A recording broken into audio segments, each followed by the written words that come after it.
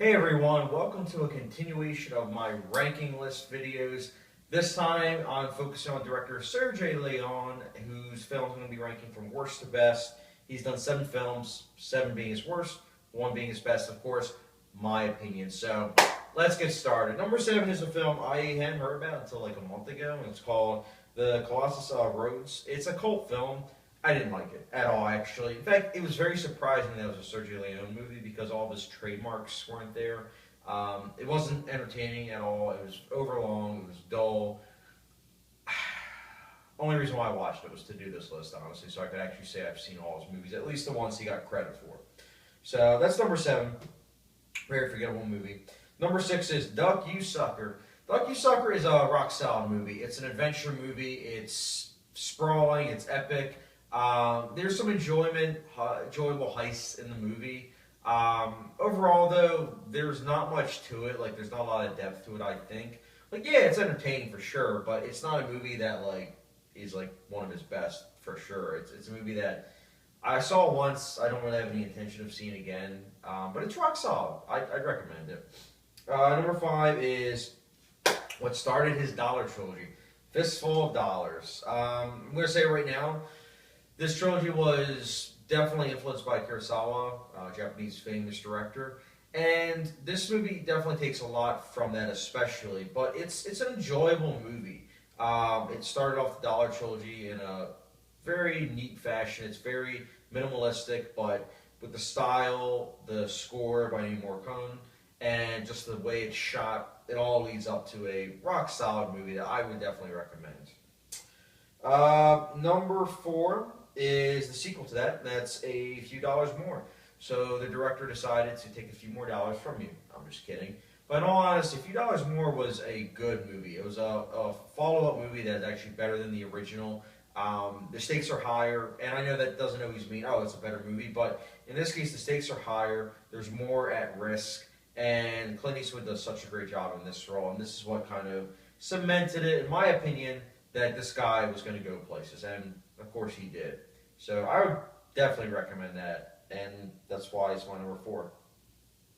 Top 3. Now this is where we get to his 3 films that I would say he's probably most well known for, and I'm usually not like, oh, movies are popular, so therefore makes them great, but these 3 movies I'm about to rank, they could go in any order, honestly, depending on any day. It's kind of like Kubrick. His top 3, in my list I did with him, said the same thing, where it's like his top 3, it goes daily. It's like recycling. It's like, oh no, this day I'm feeling this movie's going to go number 1, and oh, this day now it's going to go number 3.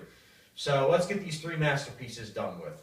So number 3 is Once Upon a Time in America. Once Upon a Time in America is a 4-hour and something minute runtime movie. It is sprawling. It's epic.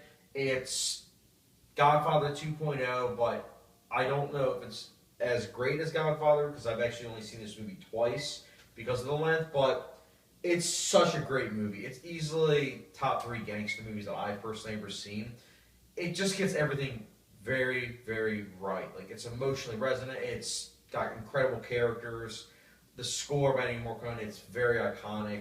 The way it's shot, the production design, the sound design. It's just an overall, it's a perfect movie in my opinion. The length doesn't feel it because you just are so engrossed by everything that's occurring, and I absolutely love it. It would be my number 2, but I've only seen it twice, so I'm like, I don't think that's fair. Especially since the other Once Upon a Time movie is my number 2 one, and that's Once Upon a Time in the West is my number 2. And then this movie, other end of the spectrum. It is long, but instead of 2 times, I've actually seen this probably, I'd say maybe between a half dozen and a dozen times. I love this movie. Also a masterpiece. It's easily the best Western well, number 1 is my favorite Western. But number 2 with this one is, number 1 is like blockbuster Western.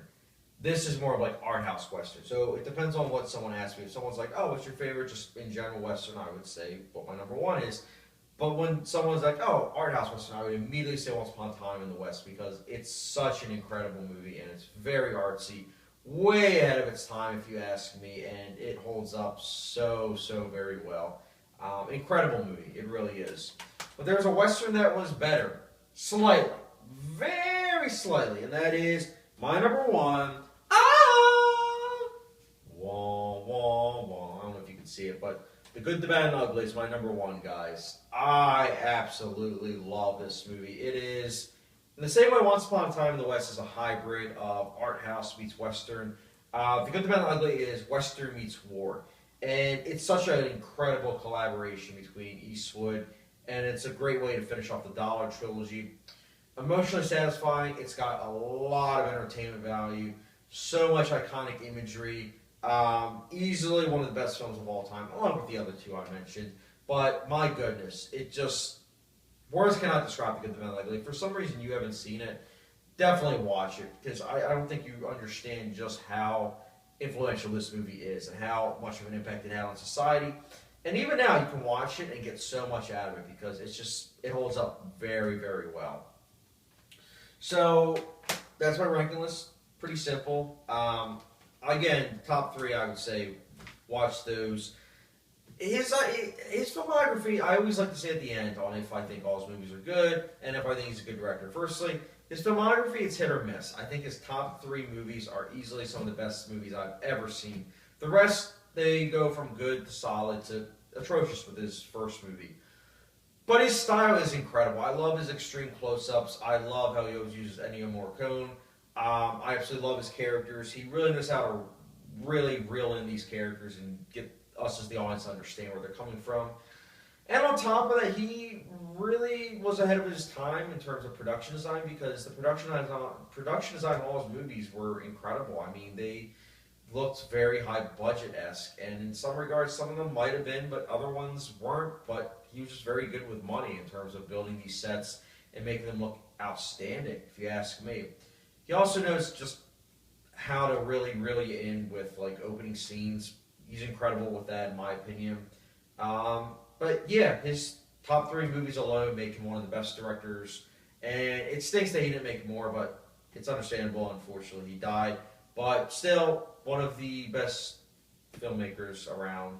And yeah, I would highly recommend watching his movies. Again, not all his movies are good, but a lot of them rank from like solid to excellent, near perfect, if perfect. But yeah, Sergio Leone, guys, if you've seen his movies, let me know your thoughts in the comment section below. Where do you rank his movies? And who do you guys think I should rank next? I have a lot of other directors I still got to do.